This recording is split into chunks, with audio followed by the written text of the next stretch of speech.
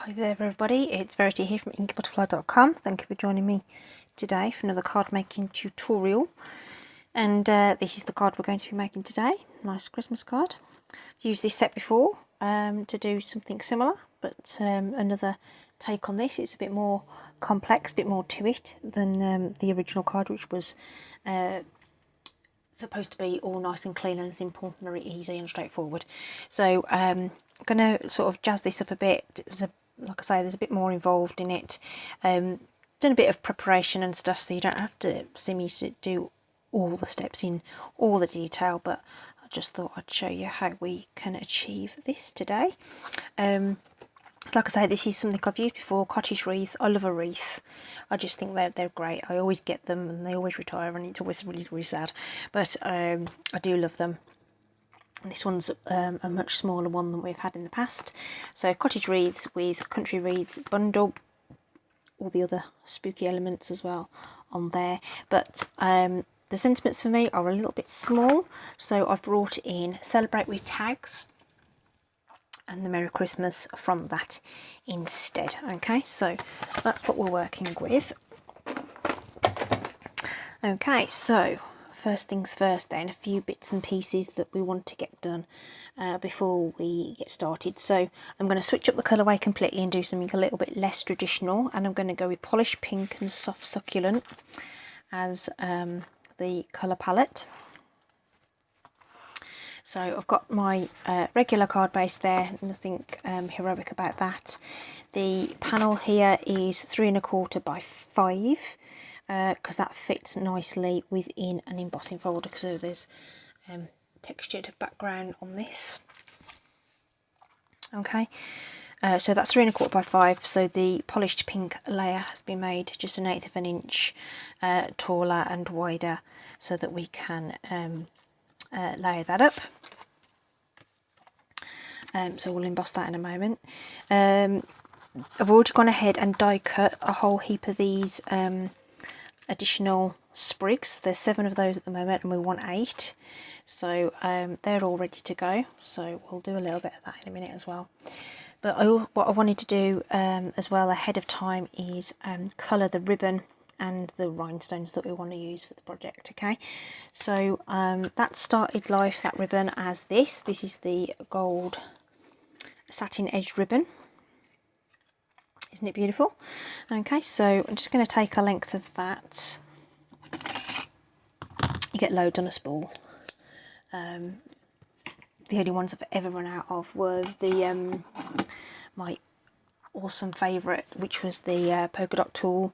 I loved that stuff. I used loads of that. So we're going to get the coordinating Stampin' Blend marker in the polished pink. I'm going to use the dark one, and I'm going to colour this ribbon to coordinate with the project. Okay, so just sort of going to start at the end. I've just got some scrap paper underneath because it will bleed through and I don't want to colour my work surface. It is quite an intense pink, because it almost looks a bit on the red side actually, but I think when you compare it to the other one, you'll see that it is more pink. So I just want to get this done now so that it's completely dry when we come to use it. That is all. The alcohol does dry quickly, but just take time, especially on a cooler day, which it certainly is today at the point at which I'm filming. A bit damp actually. Just had a good old shower of rain. So I'm going to pop that to one side so that it completely dries while we're doing some other things. And I'm just going to grab the, these are just our basic rhinestones. And I'm going to use the blends marker just to apply some of that colour to those to fully coordinate the project. So this is something you can do with any clear or white embellishment. It's going to be super subtle for this colour, but it'll make all the difference when we come to tie it all together. Okay, so they're going to be dry as well. The other thing I just quickly started was the fussy cutting of the sentiment. that was because I just didn't like the way, I thought it was going to be too big and bulky to go in the middle, and I felt like you were going to lose a whole heap of stuff. And then fussy cutting around the whole thing, I don't know, just didn't like it. So I decided to separate the words entirely and fussy cut around those. That's okay. So I'm using my really super sharp snips, paper snips from Stampin' Up, and going around that.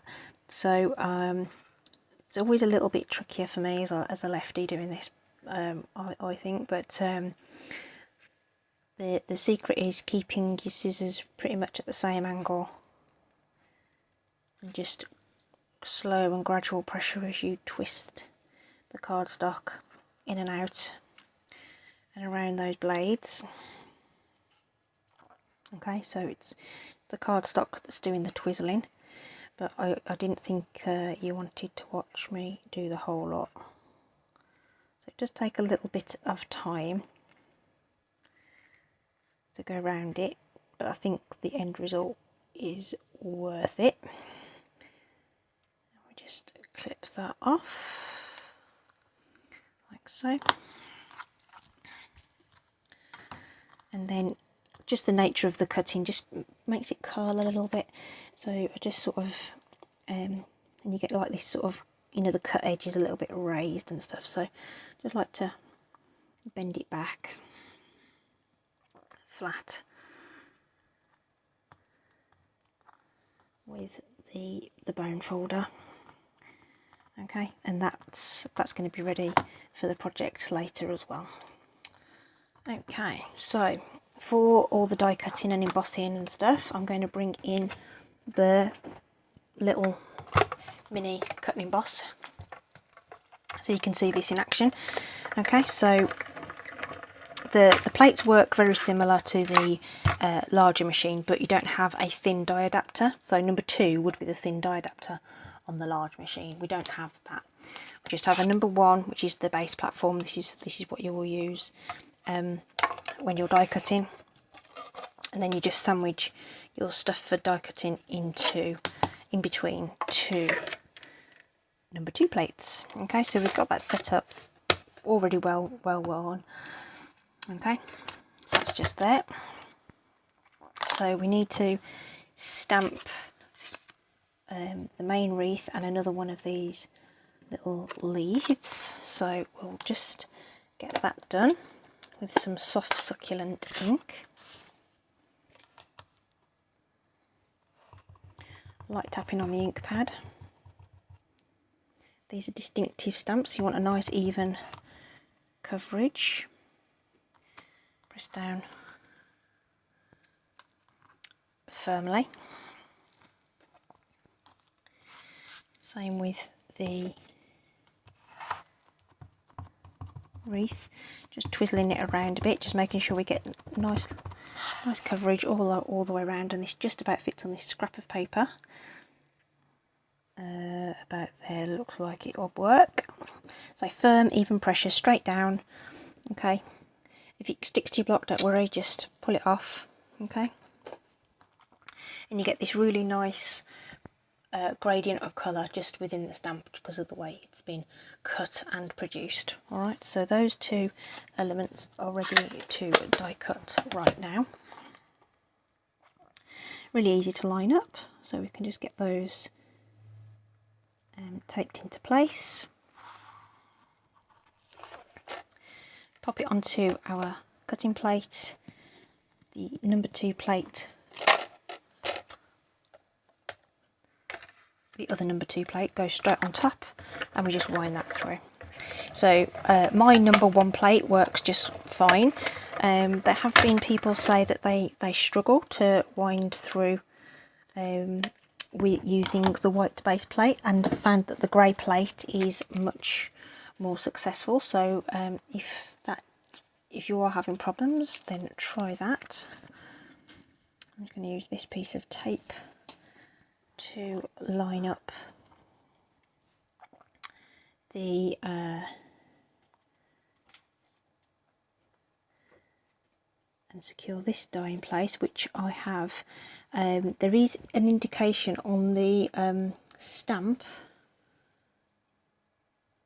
no, on the die as to which way round it goes, but I have forgotten to make note of that, so just bear with me 1 minute while I twizzle this around.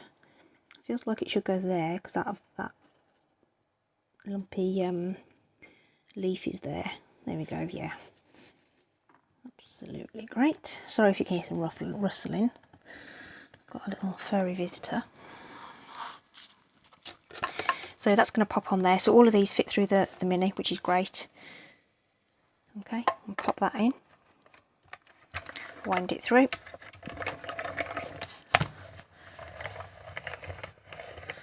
Out it comes the other side. Beautiful. Okay, so that's that bit done. And then the other thing we've got is some embossing to do. Okay, so I've got, this is a set of, this comes as a pair. Splatters and something or other, but it'll be in the catalogue and I'll link it in the description. So that's what we're using today. And as with all of the embossing machines, this is a 3D embossing folder. It's one of the thick ones. So this is the sandwich that we need. So this is for use for 3D embossing plate folder. So we need our base plate, as we always do. Always need our base plate, but instead of the number 2 plates, we're going to use this number 4 plate instead. So I'd already cut the cardstock, as you recall, at the beginning. So this is 3 1/4 by 5. That's going to fit in there just lovely. I'm not too concerned about it being super straight, but if you need it to, you can line it up with that line on the actual folder itself. The 4 plate on top, and just roll that through. Oops. So there'll be a bit of resistance, you know, you'll feel it, but it should go through easily. And then when you open your folder, you get this beautiful textured piece of cardstock. Isn't that great? Okie dokie, let's pop those to one side and out of the way, and we can get things assembled. Let me just pop that down on the floor. That goes away. Okie dokie. Right. So nothing particularly heroic about layering this up. We're just going to use some wet glue though, because of all the texture that's on there. So I'm just going to shake that down. Make sure we've got plenty of glue on there so that we're catching all that textured goodness, and layering that on the polished pink panel that we've got cut here.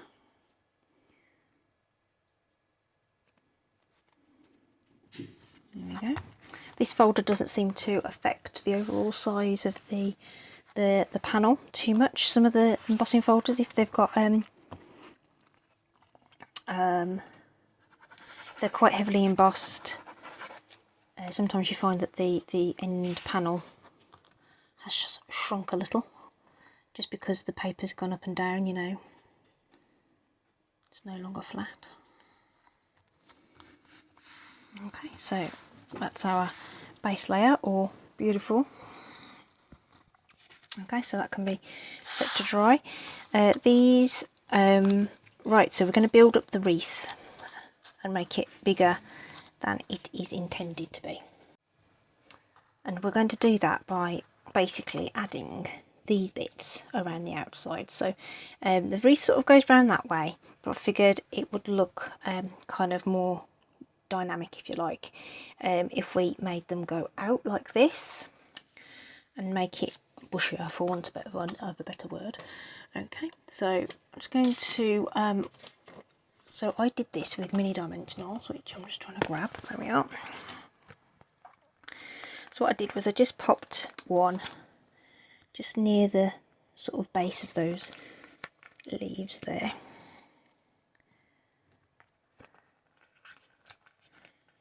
Ooh.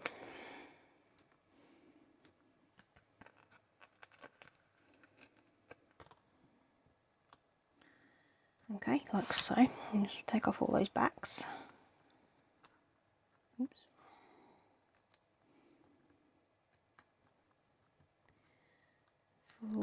Ooh, let's not have them all stick together. Just taking them all off now because it's just easier just to attach them all and done with it, rather than picking it up, putting it down, picking it up and putting it down. Okay, so first one then, you know, I don't think there's any real rhyme and reason to it, just stick it to the back really with the thing. And what I did do was just sort of go, you know, opposite sides.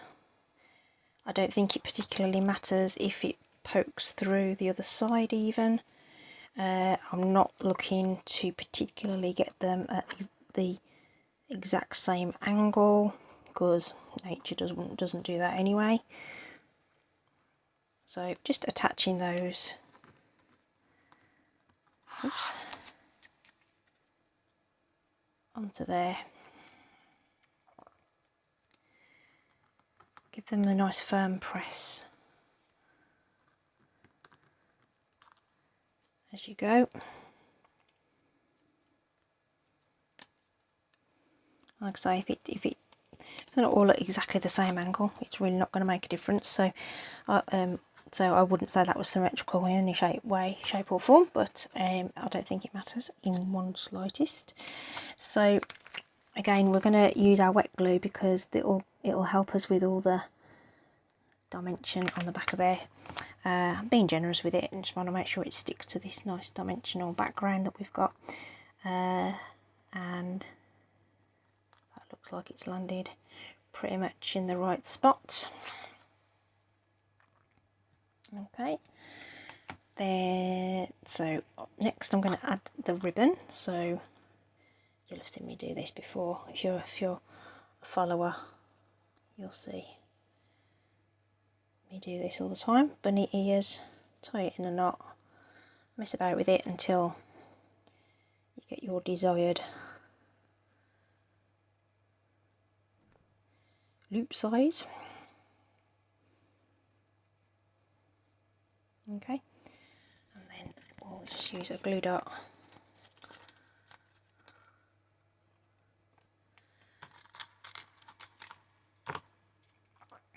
to pop that into place. You could have it offset or whatever, but I'm just opting for straight in the middle.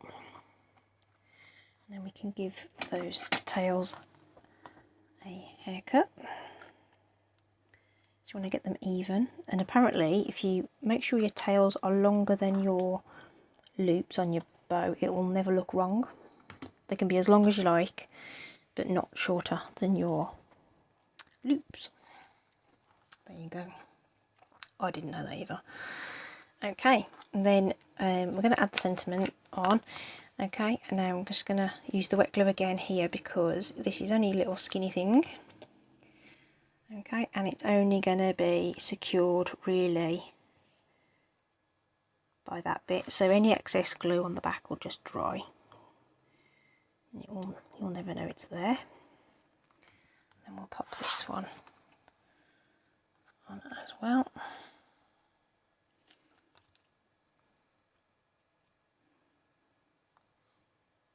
Somewhere around there. That glue is very strong, so once it's set, it'll be fine. It won't go anywhere. Okay, just need to be careful getting it in and out the envelope, obviously. Okay, and then the last thing to do is to add our rhinestones, which we've just coloured. So I'm actually doing 5 this time. But again, it's all about this.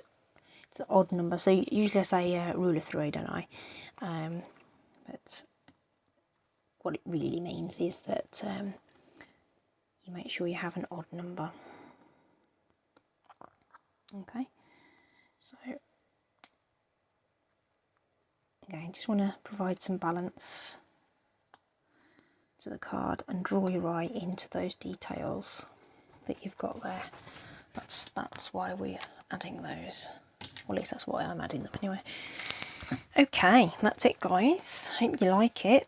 So there's loads of dimension and texture and stuff on that, which I think is really, really pretty. Nice and luxurious for Christmas. So I think next to each other you can see that that is definitely pink. I don't know whether it comes across on the camera. So yeah, I hope you've enjoyed that and it's given you some ideas. I really like, do you know what, they both look really, really nice. The traditional's super, but I really like this colour combo. It's really, really nice. Really, really nice. Let me know what you think. I'm sure you will. Hope you're okay. Stay safe, take care, and I'll see you again soon. Bye.